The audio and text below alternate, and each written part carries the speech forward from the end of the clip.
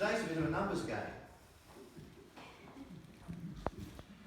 I always find numbers fascinating. You know, you think about it. Today is the 13th. 13 is one of those numbers, isn't it? Why is it one of those numbers? Well, that was because there were 13 people at the Last Supper. Right? And it was because the next day was the Friday. The idea that the Friday the 13th is always such a bad day actually has to do with the fact that Jesus died on a Friday after being the 13th member of or the first perhaps, but one of the 13 at the Last Supper.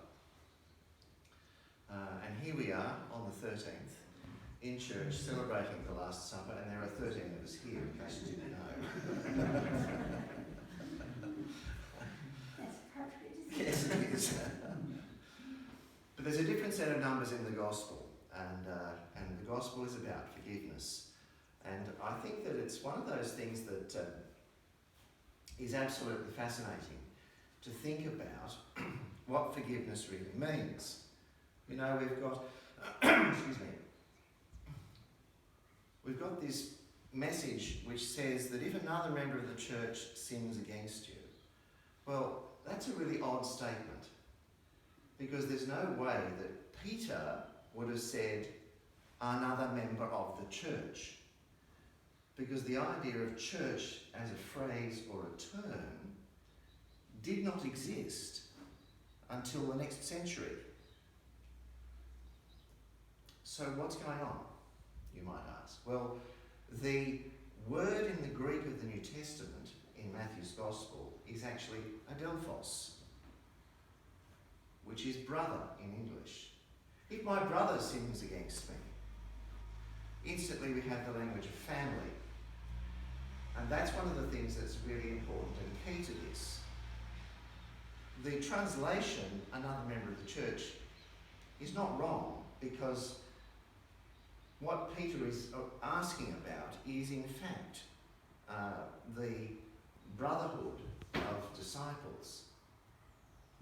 Now, it's translated as another member of the church, of course, because we like to use inclusive language, and it's right that we should do so, because what Jesus is talking about is any member of the church.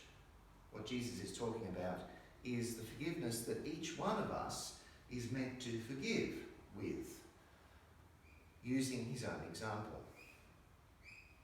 And so he responds with a set of numbers, and of course we've got this number 7.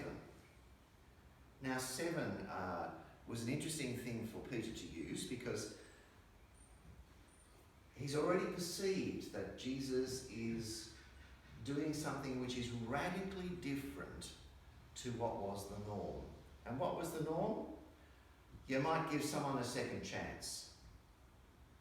Or if you're really generous, a third. But that'd be it. And now that sounds pretty realistic, doesn't it? Because there's a lot of people in our world today, and that's how they operate. Might give you a second chance if you're lucky.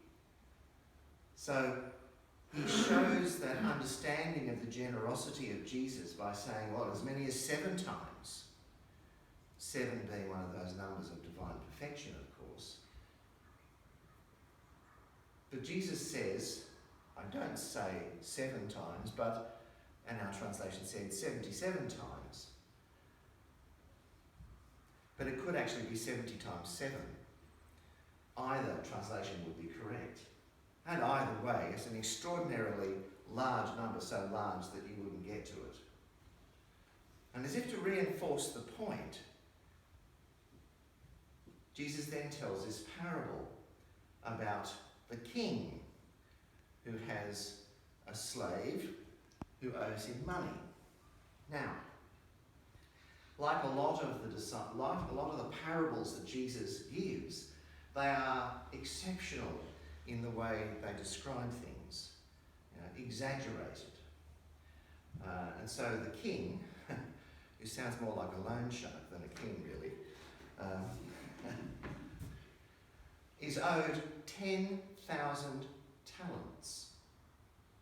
Now I'll give myself some notes here so I can get the numbers right.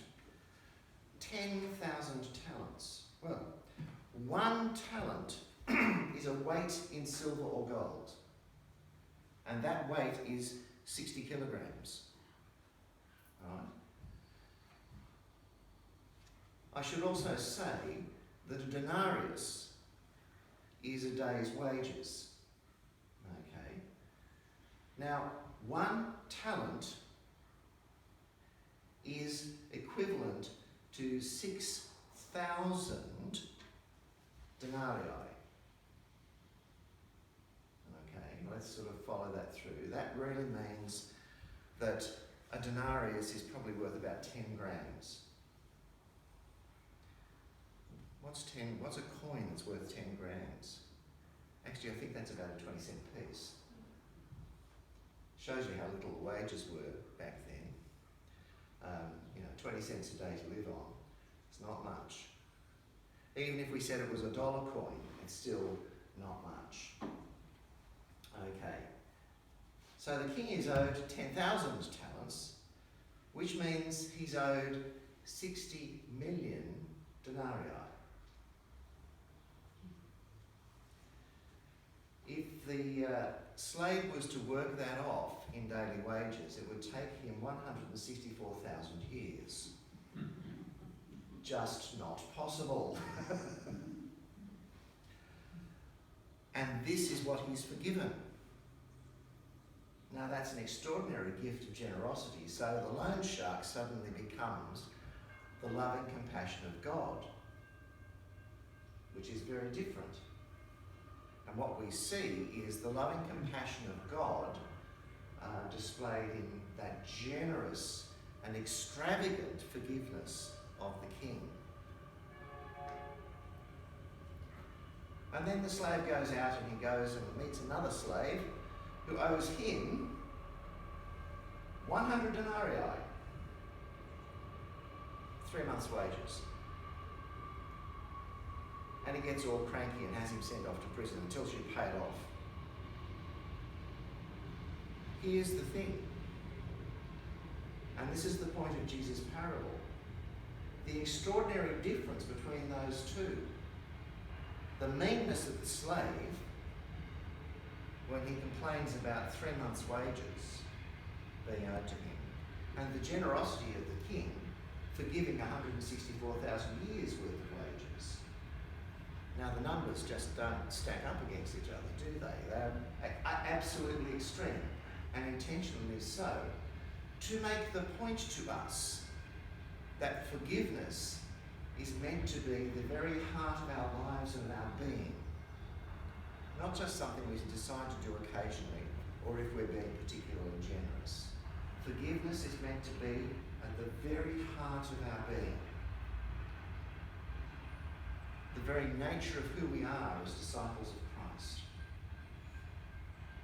Because forgiveness values life.